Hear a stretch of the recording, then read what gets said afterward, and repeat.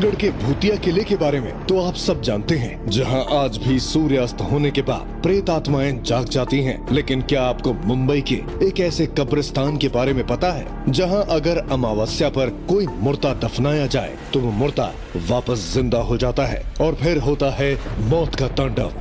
जब इंस्पेक्टर विक्रांत ने ये बात अपने सीनियर को बताई तो वो उस पर भड़क गया।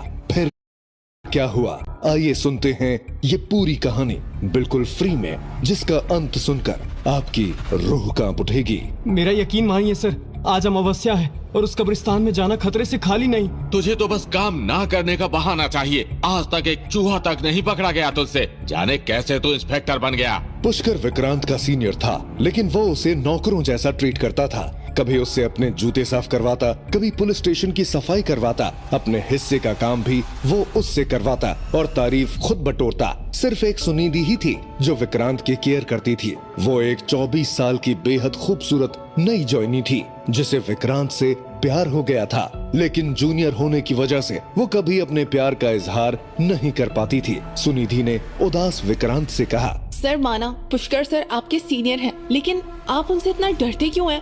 भूल से भी उस कब्रिस्तान में रात में मत जाइएगा, वरना आपके साथ क्या होगा आप खुद भी नहीं सोच सकते। तुम जानती नहीं सुनिधि, ये नौकरी मेरे लिए कितनी जरूरी है। इसी की वजह से मेरी माँ के हॉस्पिटल का बिल भर पाता है। अगर मेरी नौकरी गई तो मेरी माँ हॉस्पिटल में मर जाएगी। मुझे वहाँ जाना ही होगा। ये सुनकर सुनिधि भी भावुक हो गई। उसे मन किया कि विक्रांत को गले लगाकर उसके आंसू पहुँचते, लेकिन उसकी वर्दी ने उसके हाथ रोक रखे थे। सुनिधि को वहीं छोड़ विक्रांत तुरंत हॉस्पिटल पहुंचा, जहां डॉक्टर गुस्से से उसका वेट कर रहा था। विक्रांत आज फिर लेट। तुम जानते हो ना, तुम्हारी माँ तुम्हारे बिना खाना नहीं खाती। अगर खाना नहीं खाएगी तो हम इसे दवाई कैसे देंगे? सॉरी डॉक्टर, पुलिस की ड्यूटी होती ही कुछ ऐसी है। वो सब ठीक है, पर अब तक तुमने इस महीने का बिल नहीं भरा। ये हॉस्पिटल मेरे बाप का नहीं है। बिल नहीं भरा तो ये लोग तुम्हारी माँ को सड़क पर उठाकर फेंक देंगे। ऐसा मत करिए, मेरी सैलरी 2-3 दिन में आ जाएगी, बस तब तक मैनेज कर लीजिए। डॉक्टर ने कुछ कहा नहीं, बस सड़ा सा मुंह बनाकर वहाँ से चले गए। विक्रांत की माँ को कैंसर था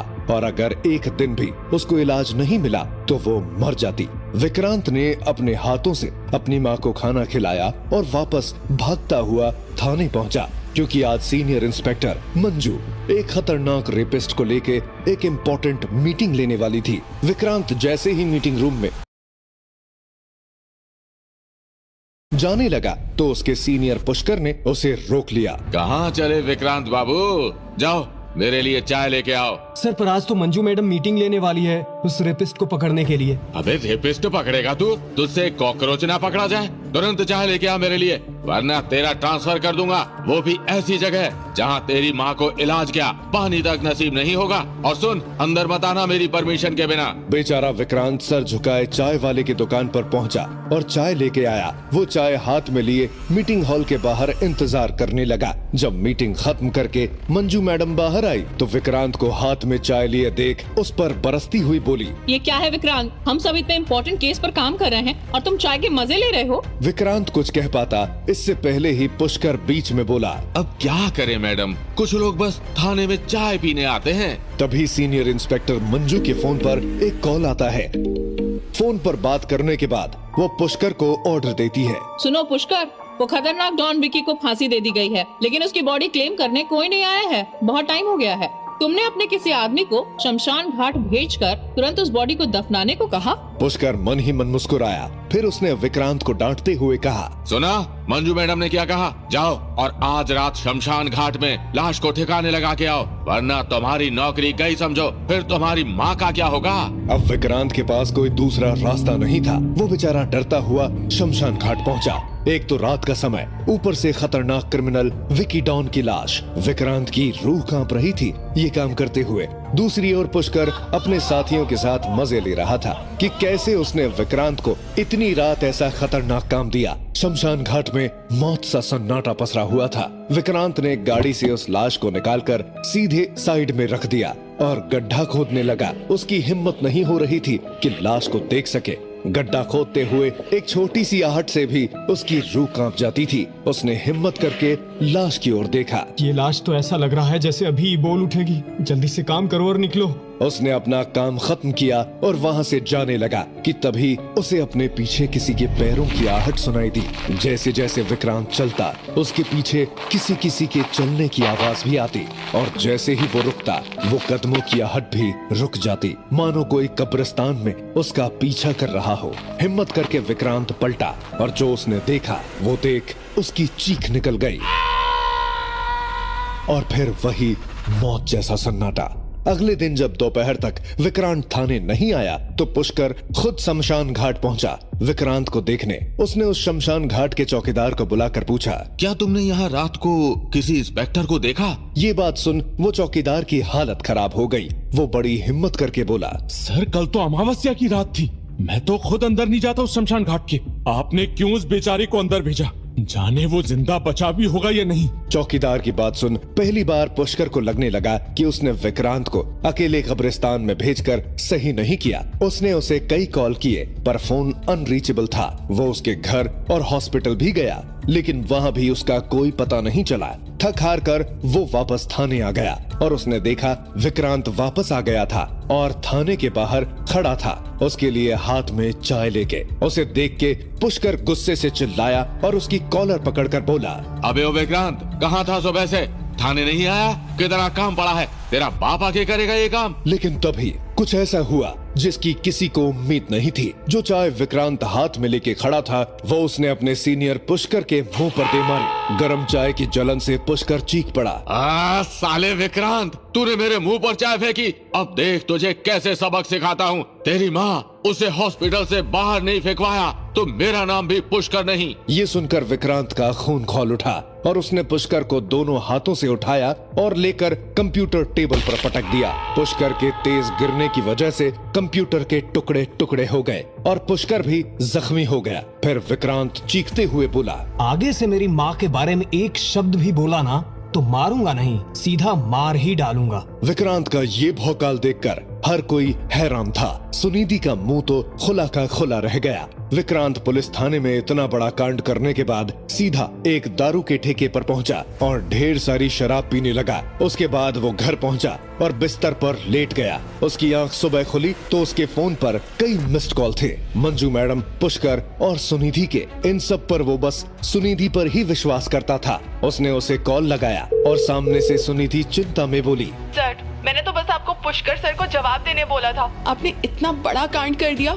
मंजू मैडम बहुत गुस्से में है। अब आपकी नौकरी तो गई समझो। ये सुन विक्रांत तो मानो सुन्न रह गया। उसे तो कुछ समझ ही नहीं था जो सुनिधि उससे कह रही थी। उससे तो ये भी याद नहीं आ रहा था कि वो शमशान घाट से अपने घर कैसे आया। वो आईने के सामने खड़ा होकर खुद को देखने लगा। उसने नोटिस किया कि अचानक उसका शरीर पावरफुल हो गया है। जिम गए बिना ही उसकी बॉडी ऐसी बन गई थी मानो वो कई सालों से जिम जा रहा हो। तभी उसने आईने में कुछ ऐसा देखा कि उसकी चीख निकल गई। कौन हो तुम? उसने अपने पीछे एक परछाई को देखा, मानो धुएं से बनी एक इंसानी आकृति। तभी उसे अपने अंदर से ही एक आवाज सुनाई दी, कहो विक्रांत, ऐसा मजा है ना उस पुष्कर को पीट कर?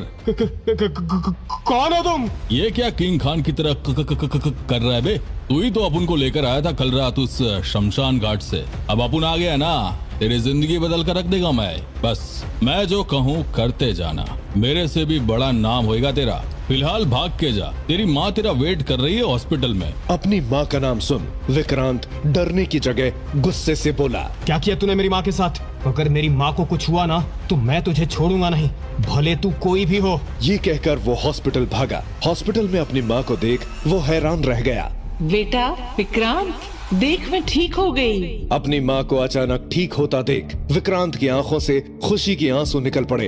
कल तक कैंसर से जूझ रही उसकी कमजोर माँ अचानक बिल्कुल ठीक और स्वस्थ लग रही थी। डॉक्टर भी बुरी तरह शॉक्ड थे कि आखिर ये चमत्कार कैसे हुआ। इसके बाद वही आवाज उसके अंदर से बोली, क्यों लगाना झटका, अभी बाहर निकल, एक और सरप्राइज तेरा वेट कर रहा है। बाहर एक आलीशान गाड़ी खड़ी थी जिस पर विक्रांत लिखा हुआ था। विक्रांत को अचानक महसूस हुआ कि उसकी जेब में एक कार की चाबी है। उसने चाबी निकाली और कार का दरवाजा खोला और अपनी माँ को आराम से पीछे बिठाया। वो जैसे ही ड्राइविंग सीट पर बैठा, उसने अपने बगल में एक बैग रखा देखा। जब उसने वो बैग खोला तो उसके होश उड़ गए।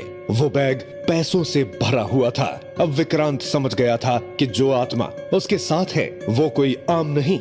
अपनी माँ को घर छोड़कर वो पुलिस स्टेशन पहुंचा, जहां मंजू मैडम बेसब्री से उसका वेट कर रही थी। तुम्हारी हिम्मत कैसे हुई विक्रांत अपने सीनियर को इस तरह पीटने की? और ये इतनी महंगी गाड़ी किसकी है? कुछ तो गड़बड़ कर रहे हो तुम। अब तैयार हो जाओ जेल जाने के लिए, क्योंकि तुम पर केस होगा। तुम्हारी नौकरी भी गई और कई साल जेल में बिताने के लिए तैयार हो जाओ। ये सुन विक्रांत मंजू के पैरों में गिर पड़ा। ऐसा मत करिए मैडम, मुझ पर केस मत कीजिए। अगर मैं जेल चला गया तो मेरी माँ का ख्याल कौन रखेगा? Mavi, my foot. अब वो रेपिस्ट कैसे पकड़ा जाएगा? पुष्कर को तो तुमने हॉस्पिटल पहुंचा दिया। पुलिस स्टेशन के सभी लोग विक्रांत को माफी मांगता देख खुश थे।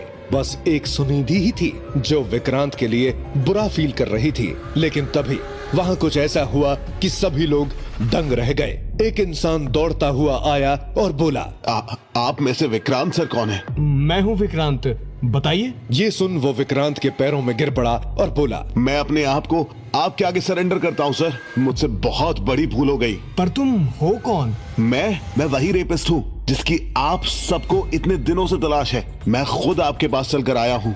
मुझे जो सजा देनी है दे दीजिए। ये सुन वहाँ मौजूद हर इंसान भौचक्का रह गया। क्यों बिडू, मजा आया? ये तो बस शुरुआत है। ऐसे कई केस सॉल्व करवाऊंगा तुझसे, लेकिन अब वक्त आ गया है तू मेरा कर्ज उतारे। जो कहूँ, जैसा कहूँ, चुपचाप करते जाना, वरना जितना मैंने तुझको दिया है उससे दुगना वसूलूंगा। अब सुन। और जो शर्त उस आत्मा ने विक्रांत के आगे रखी वो सुन विक्रांत की रूह कांप उठी। नहीं, बिल्कुल नहीं। मैं और ऐसा काम। वो आत्मा अब विक्रांत से क्या करवाने वाली है? विक्रांत सबका हीरो बनेगा या विलन? ये तो बस शुरुआत है। आगे इस कहानी में ऐसे ऐसे मोड़ आने वाले हैं कि हर मोड़ पर आप अपने दांतों तले उंगलियां चबा डालेंगे। बस बिना देर करे पॉकेट एफएम पर सुनिए ये जबरदस्त शो, जिसे कहानियों के इतिहास की सबसे जबरदस्त कहानी का खिताब मिला है। डिटेक्टिव विक्रांत, सिर्फ पॉकेट एफएम पर। Download now.